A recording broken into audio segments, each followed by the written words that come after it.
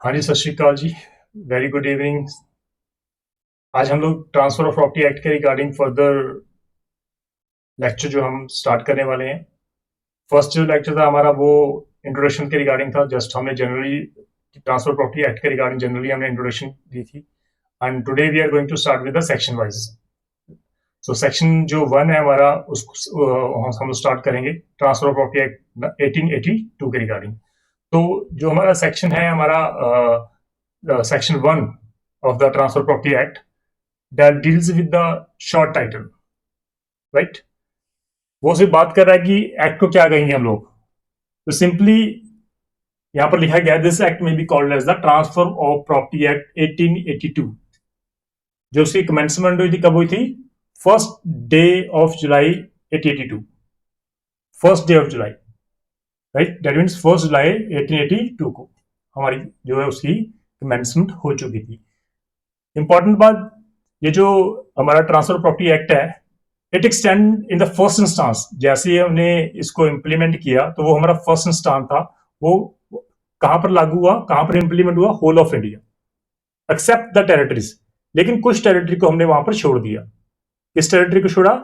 1 नवंबर 1956 से पहले जो टेरिटरी थी जो पार्ट बी स्टेट में फॉलो करती थी, या फिर state of Bombay, Punjab and Delhi को हमने वहां पर छोड़ दिया। अदरवाइज इन स्टेटों को, वो स्टेट जो पार्ट बी में फॉलो करती हैं, वो स्टेट जो बॉम्बे, पंजाब एंड दिल्ली की बात कर रहे हैं, इन स्टेट्स को छोड़कर अदरवाइज जो ट्रांसफर ऑफ प्रॉपर्टी एक्ट 1882 है फर्स्ट इंस्टांस में होल ऑफ इंडिया में एप्लीकेबल हो गया। तो जैसे एप्लीकेबल होता है नेचुरल गाला, उसकी जो नोटिफिकेशन होती है ऑफिशियल गजट में वहां पर हम लोग पब्लिश कर देते हैं। जो हमारा एक्ट है, right, transfer of property act, ये पूरे इंडिया में अप्लाई होता है। It extend to the whole of India including the Jammu and Kashmir. क्योंकि 2019 में अमेंडमेंट हुई थी जब हमने जो स्पेशल स्टेट था जम्मू कश्मीर का 370 को हमने उसको खत्म कर दिया था। इसलिए अब जम्मू कश्मीर पहले भी वो पार्ट ऑफ था, लेकिन हमने जितने भी बेर एक्ट किए हैं वहां पर लिखा था एक्सेप्ट जम्मू एंड कश्मीर। लेकिन उसके बाद 2019 के बाद जितने भी बेर एक्ट हैं वहां पर लिखा जाता है it include the whole of India including Jammu and Kashmir also, right. तो ये जो ट्रांसफर प्रॉपर्टी एक्ट है ये जम्मू कश्मीर के को भी एप्लीकेबल ऑटोमेटिकली हो गई होगा 2019 के बाद विद इफेक्ट फ्रॉम 31 अक्टूबर 2019। ठीक है जी। Now what is the preamble means?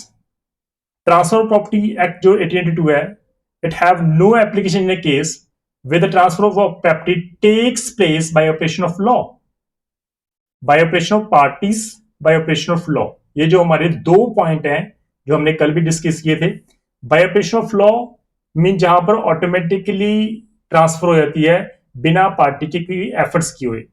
Like किसी पर्सन की डेथ होने के बाद उसकी जो, अगर वो हिंदू पर्सन है तो Hindu succession act automatically apply हो जाएगा।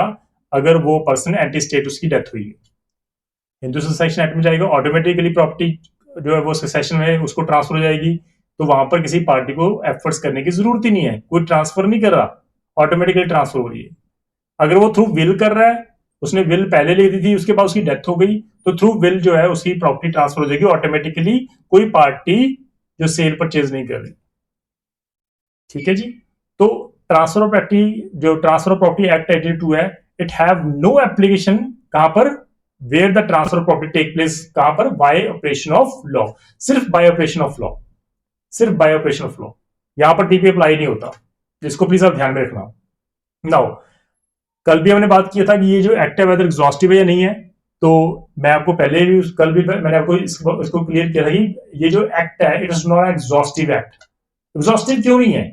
क्योंकि यहां पर जो ट्रांसफर ऑफ प्रॉपर्टी एक्ट है वो स्पेसिफिकली डील कर रहा है सेल के साथ, स्पेसिफिकली डील कर रहा है मॉर्गेज के साथ, स्पेसिफिकली डील कर रहा है लीज के साथ, राइट, गिफ्ट के साथ। तो यहां पर स्पेसिफिकली मेंशन किया हुआ है, लेकिन वो मेंशन ही नहीं है कि अगर किसी पर्सन की डेथ हो गई तो क्या वो ट्रांसफर ऑफ प्रॉपर्टी एक्ट के अंडर उसकी जो है वो ट्रांसफर होगी या नहीं, क्योंकि वहां पर तो सक्सेशन लगेगा। अगर किसी पर्सन की डेथ हो रही है, जहां तो हम इंडियन सक्सेशन एक्ट लगाएंगे, जहां पर मुस्लिम सक्सेशन एक्ट लगाएंगे, जहां पर हिंदू सक्सेशन एक्ट लगाएंगे, जहां पारसी लॉ के अंदर जाएगी, तो वो प्रॉपर्टी वहां पर ट्रांसफर होगी। इसलिए ये जो ट्रांसफर ऑफ प्रॉपर्टी एक्ट है ये एग्जॉस्टिव बिल्कुल भी नहीं। It is not a complete code in itself, ठीक है जी। Principle that courts are authorised to act according to justice, equity and good conscience, यहां पे लिखा ना justice, equity and good conscience. Law कहता है जहां पर टीपीए अप्लाई नहीं है, जिस स्टेट में टीपीए अप्लाई नहीं है, लाइक इन पंजाब, तो वहां पर जो ट्रांसफर होगी, तो वहां पर अगर कोई कंफ्लिक्ट पैदा हो गया, कोई डिस्प्यूट पैदा हो गया, तो कोर्ट में equity, justice and good conscience के बेसिस पे उसको सॉल्व किया जाएगा। और कोर्ट जो है वो उसके डिस्क्रिप्टिव पावर है कि वहां पर ट्रांसफर ऑफ प्रॉपर्टी एक्ट को भी वहां पर अपने अकॉर्डिंगली वो अप्लाई कर सकती है। तो इसको प्लीज आप ध्यान रखना। ये जो जस्टिस, इक्विटी और गुड कंसाइंस, ये है कौन है? ये है हमारा English law. Simply justice, equity or good conscience where there is no specific provision of law governing that case means that English law is to be applied. English law means justice, equity and good conscience. ये जो हमारा था section 1 था, it applicable to the whole of India, right. तो first instance में कहां पर applicable है, कहां पर वो हमने कर लिया। Now the important point, section 2, repeal of the acts. जब ट्रांसफर ऑफ प्रॉपर्टी एक्ट 1882 को इनेक्टेड किया गया, तो वहां पर हमने सेक्शन 2 में कई लॉज को रिपील कर दिया, क्योंकि उसकी जरूरत ही नहीं थी हमें, क्योंकि हमने तो स्पेशली नया एक ट्रांसफर ऑफ प्रॉपर्टी एक्ट बना लिया है। तो जो पुराने जितने भी लॉज थे जो डील कर रहे थे प्रॉपर्टी की ट्रांसफर के रिगार्डिंग, तो वो सारे ऑटोमेटिकली रिपील हो जाएंगे। तो इसलिए हमने उसकी हेडिंग क्या रखी है? Repeal of act. अब ये जो एक्ट्स है वो कौन से एक्ट्स हैं जिसको रिपील किया गया? यहां पर सेक्शन 2 में स्पेशली मेंशन कर दिया है कि जो हमारा टीपीए एक्ट के बिल्कुल लास्ट में जो शेड्यूल दिया हुआ है, वहां पर एनेक्सेशन दिया हुआ है, एनेक्स्ड दिया हुआ है कि ये जो टेबल दिए हुए हैं वहां पर लिखा गया है कि बिल्कुल ये जो हमारे एक्ट्स हैं इसको हमने परमानेंटली रिपील कर दिया है, क्योंकि इनकी जरूरत नहीं है। हमारे पास ट्रांसफर प्रॉपर्टी एक्ट जो है उसमें स्पेशली हमने प्रोविजंस कोट कर दी हैं जो इन सिचुएशन को हैंडल करेंगी। तो इसलिए उन पुराने एक्ट की हमें जरूरत नहीं है। अब सेक्शन 2 क्या कर रहा है? वहां पर सेविंग भी कर रहा है, सेविंग ऑफ सर्टेन एनेक्टमेंट्स। पहले तो हम बात कर रहे हैं रिपील की, कि रिपील कर दिया, लेकिन वहां पर हमने स्पेशली मेंशन भी कर दिया, यहां पर सेव भी कर रहे हैं कुछ। अब वो सेव क्या कर रहे हैं, यहां पर मेंशन किया गया है, in the territories to which this act extends for the time being the enactment specified in the schedule hereto annexed shall be repealed. Schedule में टीपीए बेर एक्ट के लास्ट में जो शेड्यूल दिया है वहां पर जितने भी बेर एक्ट है उनको रिपील किया गया। लेकिन हमने सेव क्या किया है? सेक्शन 2 में लिखा गया है कि हम कुछ पार्ट को सेव कर रहे हैं। वो क्या पार्ट है? वहां पे लिखा गया है, but nothing here in content shall be deemed to affect.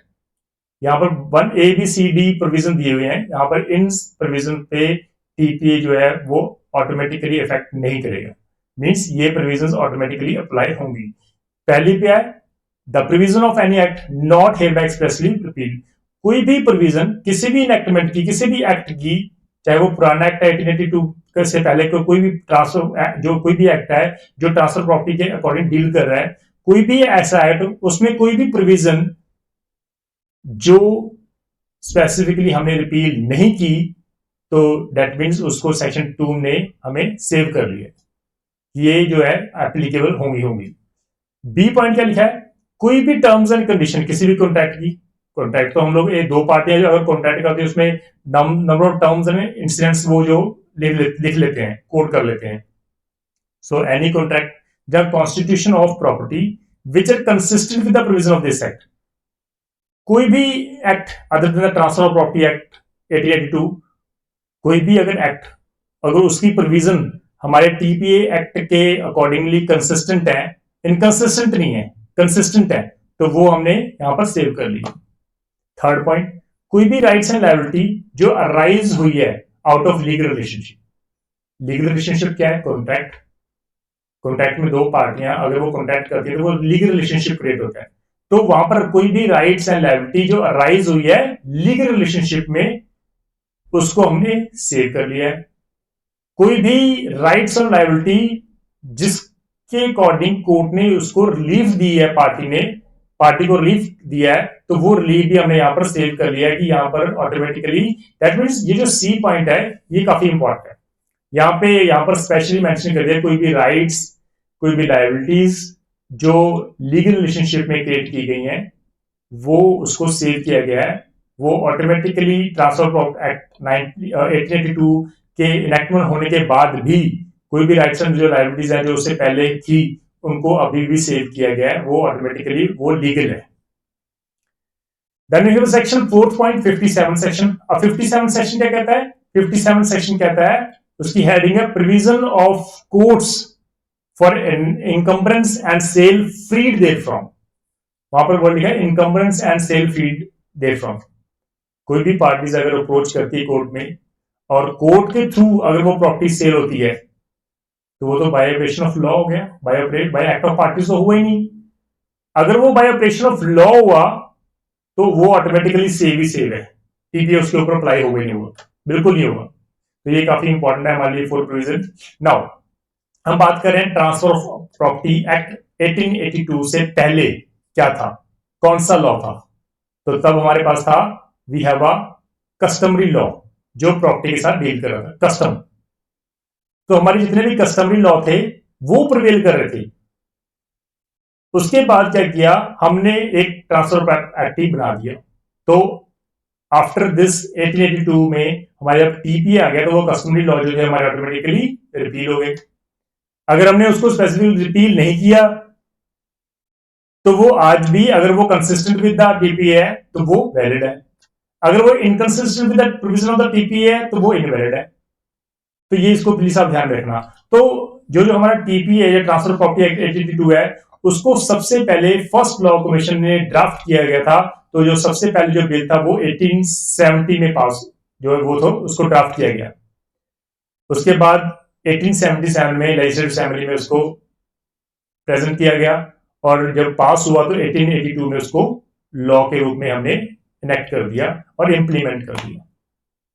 तो ये प्लीज इसको ध्यान रखना कि जो हमारा ट्रांसफर प्रॉपर्टी एक्ट है उससे पहले 1882 से पहले हमारे पास जो क्या प्रोविजन थी, कस्टमरी लॉ था।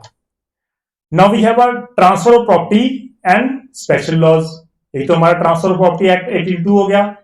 उसके बाद 1882 के बाद जितने भी लॉ बने हैं जो प्रॉपर्टी के साथ डील कर रहे हैं तो वो हमारे स्पेशल लॉ है। तो हमारे पास अगर स्पेशल लॉ है तो स्पेशल लॉ हमेशा जनरल लॉ के ऊपर प्रिवेल करेगा। तो इसको अपने साथ ध्यान रखना। यहां पर हम बात कर रहे हैं act operates only when the transfer is inter vivos. Inter vivos क्या होता है? मींस लिविंग पर्सन के अंदर, while alive, between the living person, उसको हम बोलते हैं inter vivos. And by act of parties. Act of parties means दो पार्टी चाहिए, दोनों लिविंग चाहिए, तभी वो ऑपरेट करेगा transfer property act, otherwise operate नहीं करेगा।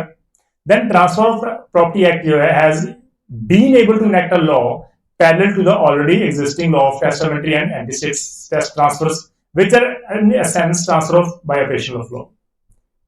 ट्रांसफर ऑफ जो प्रॉपर्टी एक्ट है, हालांकि हमारे पास हिंदू सक्सेशन एक्ट है वो भी डील कर रहा है प्रॉपर्टी के साथ, लेकिन वो एक लिमिटेड पोर्शन है उसका जो डील कर रहा है। वो तो सिर्फ ये कह रहा है हिंदू सक्सेशन एक्ट कि भाई अगर डेथ हो गई तो उसकी जो प्रॉपर्टी है वो, अगर वो इंटरस्टेट डेथ हुई है तो उसकी प्रॉपर्टी जो है वो शेयर जो वो ट्रांसफर हो जाएगी क्लास 1 हेयर्स में, क्लास 2 में और एग्रीगेट कॉवर्नेंट के अकॉर्डिंग। वहां पर तो वो डील नहीं कर रहा। हिंदू सक्सेशन एक्ट बिल्कुल डील नहीं कर रहा सेल ऑफ परचेज के साथ। हिंदू सक्सेशन एक्ट बिल्कुल भी डील नहीं कर रहा मॉर्गेज के साथ। हिंदू सक्सेशन एक्ट बिल्कुल भी डील नहीं कर रहा हमारे लीज के साथ, गिफ्ट के साथ। तो लॉ कहता है कि ट्रांसफर प्रॉपर्टी एक्ट जो है has been able to enact a law parallel to the already existing laws. तो ये पैरेलल है हमारा हिंदू सक्सेशन एक्ट जो है वो हमारा मुस्लिम लॉ है हमारा, उसके पैरेलल हमने एक ट्रांसफर प्रॉपर्टी एक्ट जो 82 हमने नया बना दिया। और वो जो एक्ट है वो अपने आप में एग्जॉस्टिव नहीं है, वो हमने पहले भी कर लिया है, वो इट्स नॉट एग्जॉस्टिव, ये लिमिटेड है। ये सिर्फ 5 अकॉर्डिंग डील कर रहा है, वो सेल के साथ डील कर रहा है, गिफ्ट के साथ डील कर रहा है, मॉर्गेज के साथ कर रहा है, एक्शनेबल क्लेम के साथ कर रहा है, लीज के साथ डील कर रहा है। That's it. ठीक है जी। नाउ सेक्शन 2D जो है वो स्पेशली डील बात कर रहा है सेक्शन 57 की। 57 क्या कर रहा है? इनकम्बरेंस की बात कर रहा है कि अगर लॉ ने कोर्ट के थ्रू अगर आप सेल कर रहे हो तो डेफिनेटली जो है वो 2D जो भी है वो ऑटोमेटिकली प्रिवेल करेगा, तो टीपी एक्ट वहां पर अप्लाई नहीं होगा। Therefore, section 2D of the act specifically provides that nothing in this act means TPA के अंदर shall have any effect on the transfer that operates through process of law। तो ये simple बात कर रहा है कि कोई भी अगर transfer by through operation of law हुआ है, थ्रू कोर्ट हुआ है, तो ट्रांसफर प्रॉपर्टी एक्ट है वो उसके ऊपर अफेक्टेड नहीं है, उसके ऊपर इंप्लीमेंट ही नहीं है। तो जो कोर्ट ने फैसला कर दिया वो फुल एंड फाइनल डिसीजन है उसका, वहां पर टीपी अप्लाई नहीं होता। ठीक है जी। नाउ so the provision जो है वो हमारी section 2D means that if the law under the Transfer of Property Act are in conflict with the other legislation कौन से हैं? Special laws। अगर टीपीए और स्पेशल लॉ में कंफ्लिक्ट हो गया तो कौन सा अप्लाई होगा? स्पेशल लॉ अप्लाई होगा। The other legislation would prevail, means special law always prevail over the general laws। Yeah, therefore it becomes necessary for the new legislation or special legislation to override the effect of Transfer of Property Act if they are in conflict with the law। तो simple, it is very simple कि भाई जो special law है वो always prevail करेगा हमारा general law के ऊपर। We have a case that is Mardia chemicals versus Union of India. इस केस में कोर्ट ने सिर्फ इतना कहा है कि हमारी सोसाइटी चेंज हो रही है, जो लॉ है हमारे वो सोसाइटी के अकॉर्डिंग उसको चेंज होना चाहिए। ट्रांसफर ऑफ एक्ट जो ट्रांसफर प्रॉपर्टी एक्ट 1882 है, अगर वो चेंज नहीं हो रहा तो स्पेशल लॉ बनेंगे। अगर स्पेशल लॉ बन गए तो वो ऑटोमेटिकली ओवरराइड करेंगे जनरल लॉ को। तो यहां पर सिर्फ इतनी सी बात इस केस में हेल्ड किया गया था कि new institutions have come into being. कई इंस्टीट्यूशंस जो है वो सोसाइटी में एग्जिस्ट कर रहे हैं, जिसकी वजह से लेजिस्लेचर जो है वो उसके अकॉर्डिंग जो है लॉ को फ्रेम करते हैं, ताकि सिचुएशन के अकॉर्डिंग हम भी लॉ उसके अकॉर्डिंग बना सकें। तो अगर सिचुएशन चेंज होगी तो लॉ भी चेंज होगा। अगर स्पेशल लॉ हमने इनेक्ट कर दिया पार्लियामेंट ने, तो जनरल जो लॉ है वो उसको ओवरराइड नहीं करेंगे, स्पेशल लॉ जनरल लॉ को ओवरराइड कर देगा। ये सिर्फ इतना सा उसमें हेल्ड किया गया था। तो we have another part, we have another case, वजीरे मथुरा प्रसाद वर्सेस वजीरे वर्सेस मथुरा प्रसाद वजीरे। ये काफी इंपॉर्टेंट है। एपिलेंट जो था उसको इंसॉल्वेंट डिक्लेयर कर दिया कोर्ट ने। कब किया? 31 अक्टूबर 1927 में। जब इंसॉल्वेंट डिक्लेयर हो गया तो नेक्स्ट स्टेप क्या होता है हमारा? रिसीवर अपॉइंट करना।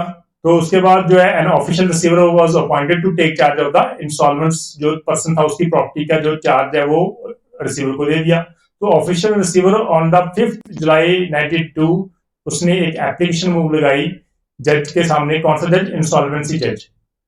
एप्लीकेशन क्या लगाई कि सर इसके जो 2 हाउसेस हैं मुझे उसको सेल करना है, ताकि जो है वो उसकी जो डेप्थ है वो पे की जा सके। और जो हाईएस्ट बिड है वो 100 रुपीज है, जो हमने नेक्स्ट एक्सेप्ट कर ली। एग्जिबिट 2 लगा दिया, एग्जिबिट 2। तो कोर्ट ने क्या किया? 23 अगस्त 1982 को एक ऑर्डर पास कर दिया कि हमने भाई सेल को अप्रूव कर दिया, जो रिसीवर ने सेल किए दोनों हाउस की। अब 23 अगस्त 1982 को कोर्ट ने, कौन सी कोर्ट ने? इंसॉल्वेंसी कोर्ट ने अप्रूव कर दी सेल। उसके बाद 11 अक्टूबर 1982 में क्या हुआ? एक ऑर्डर ऑफ एडजुडिकेशन वाज अनल्ड। जो ऑर्डर था उसको अनल्ड डिक्लेयर कर दिया। ठीक है। अब ये जो ऑर्डर था ये एक कॉमन कोर्ट ने किया है, ना कि इंसॉल्वेंसी कोर्ट ने। उसके बाद जो रिसीवर था उसने एग्जीक्यूट कर दी सेल डीड। कब? 17 मार्च 1929 को, और उसको रजिस्टर करा दिया 29 मार्च 1929 को। तो रिसीवर जो था वो स्टेप टू स्टेप आगे बढ़ता गया। उसने एप्लीकेशन लगाई सेल करने के लिए, कोर्ट ने अलाउ किया, कोर्ट ने अप्रूव कर दी, इंसॉल्वेंसी कोर्ट ने अप्रूव कर दी। उसके बाद रिसीवर ने उसको एग्जीक्यूट कर दिया 17 मार्च 1929 को, और उसके बाद उसकी रजिस्ट्री करवा दी। कब? 29 मार्च 1929 को। कहां पर? तहसीलदार ऑफिस। जब मथुरा प्रसाद था रिस्पॉन्डेंट था, उसने एक फाइल द प्रेजेंट सूट, उसने ये प्रेजेंट सूट फाइल किया। कब?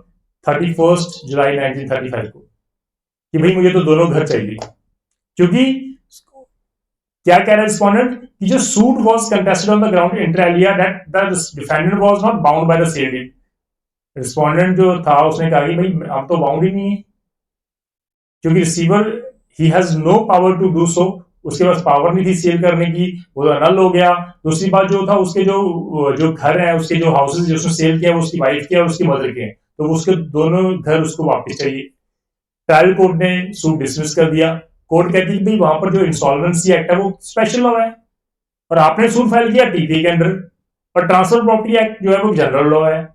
तो जो स्पेशल लॉ है वो ऑलवेज प्रिवेल करेगा जनरल लॉ के अकॉर्डिंग। तो भाई टीपी यहाँ पर एप्लीकेबल नहीं है, जहां पर स्पेशल लॉ कोर्ट ने बना दिया और पार्लियामेंट ने बना दिया। तो अगर वहां पर इंसॉल्वेंसी कोर्ट जो स्पेशल कोर्ट है, स्पेशल लॉ के अंडर है, उसने अगर डिसाइड कर लिया तो जनरल लॉ एप्लीकेबल नहीं है। So here the court held that the Insolvency Act जो है वो prevail over the Transfer of Property Act 1882। तो ये जो हमारे सिंपल केस लॉ थे, मैं ज़्यादा डीपली नहीं जाऊंगा क्योंकि जो नोट्स है वो बहुत डीप मेरे डिफाइन किए गए हैं।